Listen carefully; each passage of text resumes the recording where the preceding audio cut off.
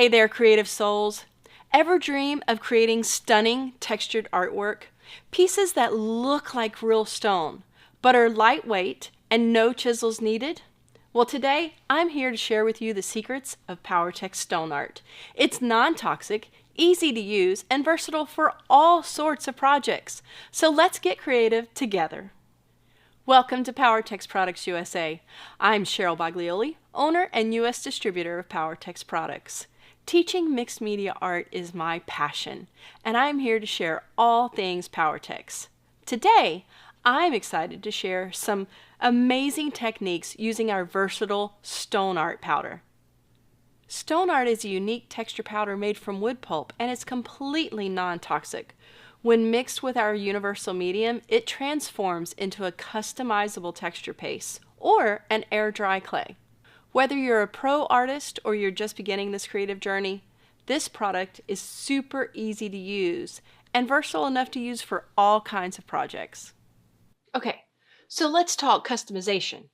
Mixing the stone art powder with the universal medium gives you total control over the consistency and finish.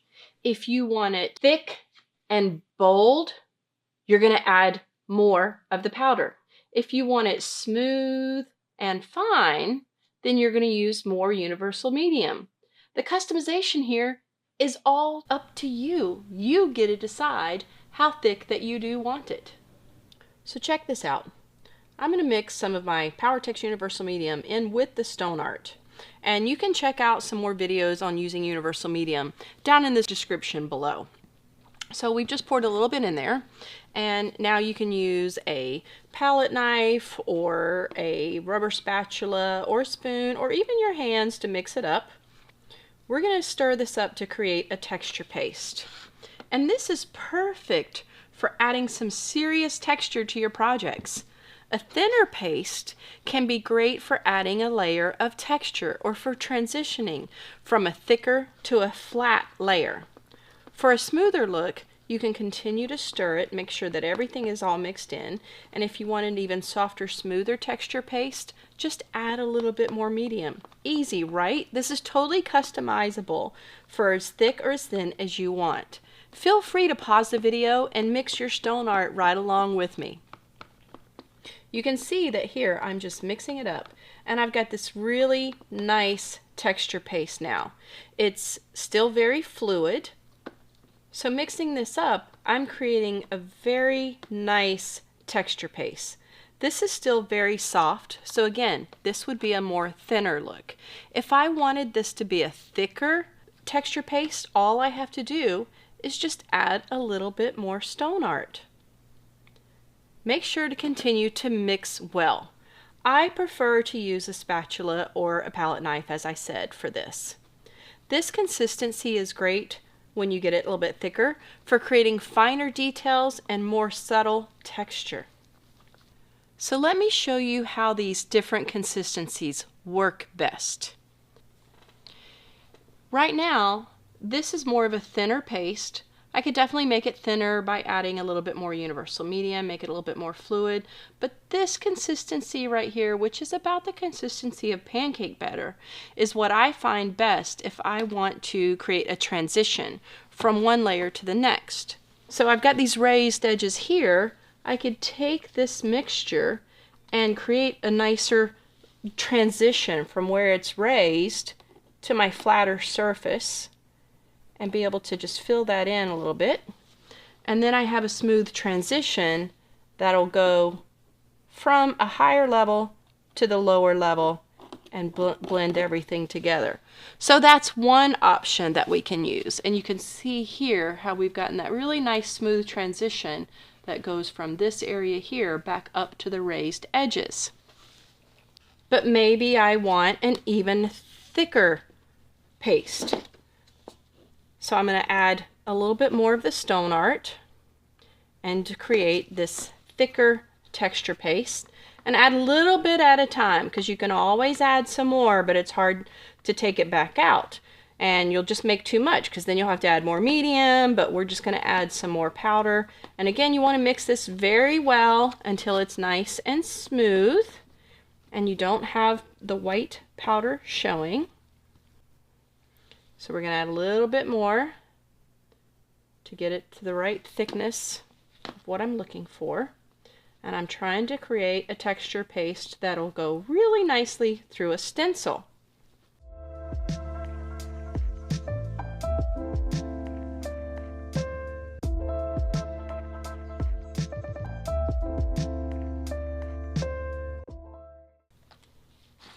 So here you can see that we have a thicker texture paste, and this one is probably more like a cookie dough texture. It's keeping its shape and it's keeping those peaks. So this is about what I like to use for some basic stenciling. So I've got a simple stencil here, and we're just going to lie it on our stencil, and I can take my custom texture paste. I'm just going to pick some up from the bottom of my palette knife and apply it onto the stencil and the substrate, and give a good little smush and push, and use this texture paste. You can do it freehand through a stencil. This creates some great texture that's going to dry really quickly, and it'll still show the detail that you're looking for as well. So now you can see that when I remove the stencil, ta-da, I get these beautiful detail, and you can see that I still have that great little bit of texture. So makes a beautiful texture paste that I can use with a stencil. Okay, so let's get even thicker now. To create air dry clay, simply add more stone art to the mixture. We want to add more stone art to the mixture until we get a dough-like consistency. So this will be more of a bread. I like to say when it starts leaving the side of the pan, just like when mixing a bread, for you bakers out there, that's when you know you've got a good sculptable paste.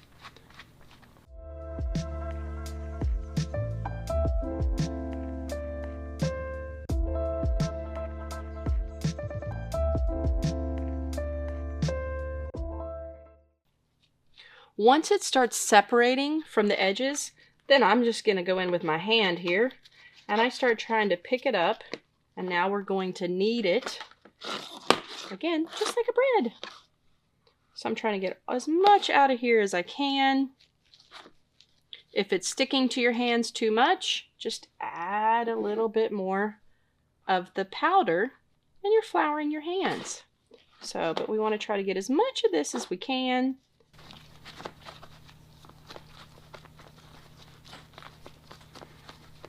So I'm just going to knead this right in my little container and just keep working it. When I feel like I've got a good consistency, it's not sticking to my hands, it's still very pliable, I like to mix it up, and then I like, when I'm going to work with it, then you can cover it with some plastic wrap. So I've got a little plastic wrap right here, and make sure there's really no big chunks of powder. Okay, and then we're just going to wrap it up in our plastic wrap, and I'm going to let this just sit for a few moments. And what this is going to do is this is going to allow that stone art powder to fully absorb the liquid, and it'll make working with this clay much easier. So after our clay has sat for just a few minutes, it's been able to absorb all of the powder that's in there, and now it's going to be a little bit more malleable. You can wrap this in plastic wrap and then put it in a airtight container, and it'll stay for days, so you can still use it. But you may notice when you first pull it out of the plastic wrap and start using it that it's a little bit stiffer and it's very, very cold. If you'll just knead it, the clay will become more malleable right in your hand. And now we've got this really nice, soft clay that we can work with. So you can use this air dry clay to create your own embellishments or sculptures. You can create animal sculptures, natural elements like rock formations and tree bark. You can also use this clay in silicone molds.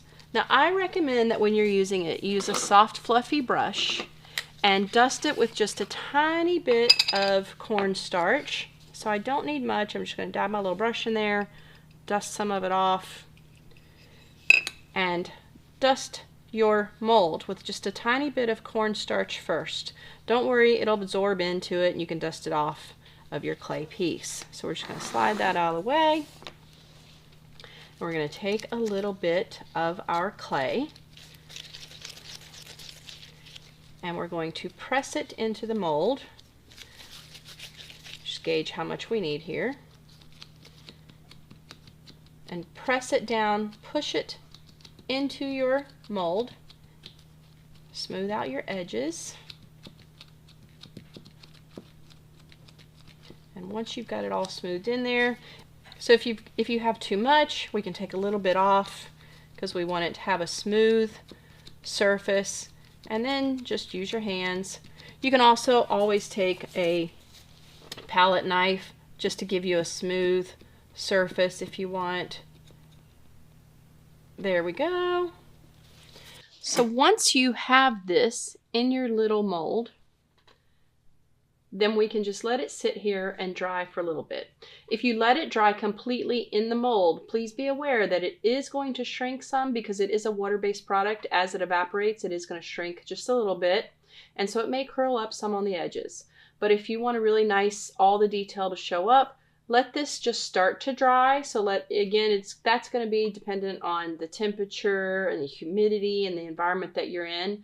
But it can be anywhere for a few moments to 30 minutes that I let it partially dry.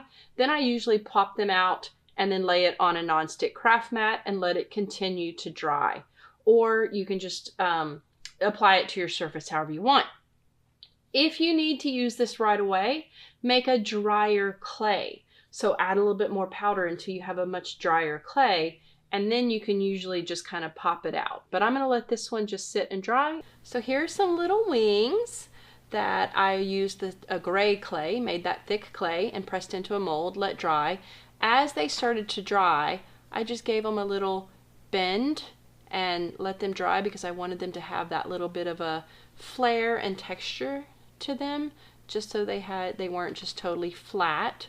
So you can do that as it starts to dry and mold and shape it, which is really great if you want to put this on something that's textural.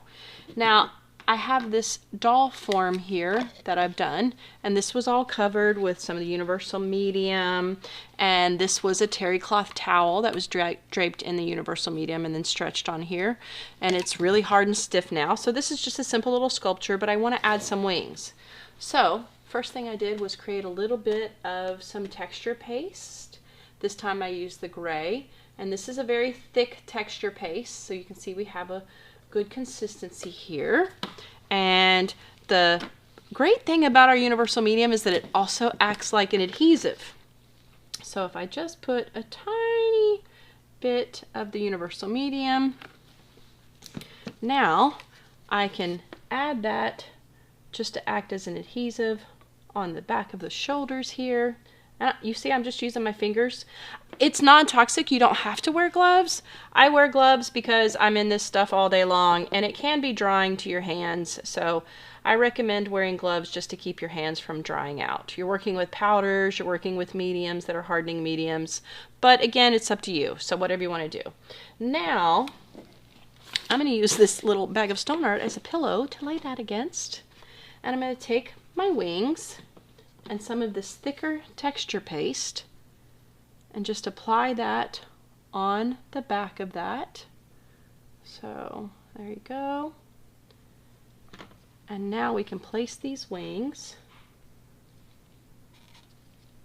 and that texture paste is going to give a little bit more grip to our figure.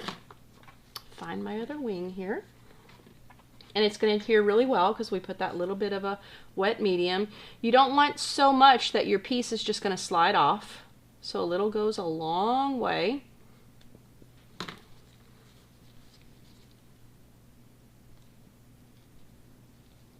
Press that in. You can use your fingers or palette knife.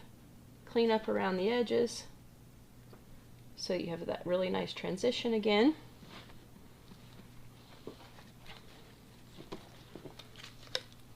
Let's even them up. They're still. And now I've adhered our clay wings to this figure. So I'll let this dry completely and be able to come back and dry brush with some pigments and add some color and make this meld in with my original form. So I'm able to now give these beautiful wings to my figurine. So you can create some beautiful pieces of art. This one was created on a base of styrofoam. And then we used the extra large Buddha head that's a plaster head. We have a few busts that are in our store. You can see that. And then using the stone art and some of the techniques that I showed you today about using the texture paste in different mediums, I was able to create this piece here. And I just love all the detail that you can get out of it. So another piece is this beautiful little ornament. This was just made with a styrofoam ball and the stone art, and then we added some 3D balls to the top of it to create this lovely ornament and all the details. With stone art texture and paste, any of this can be customizable. You can add a paint or pigments to them after they've dried. You can even add them while they're still wet, mix it into your mix, and you can have your colors just completely customizable. So the sky's the limit of making this what you want it to be. And did I mention that once your projects are dry that you've created with Powertex Stone Art and the Universal Medium, that they're waterproof, which is perfect if you want to put art outdoors or you're worried about something getting a little wet, like this beautiful little vase. Stone Art by Powertex is a must-have if you love texture.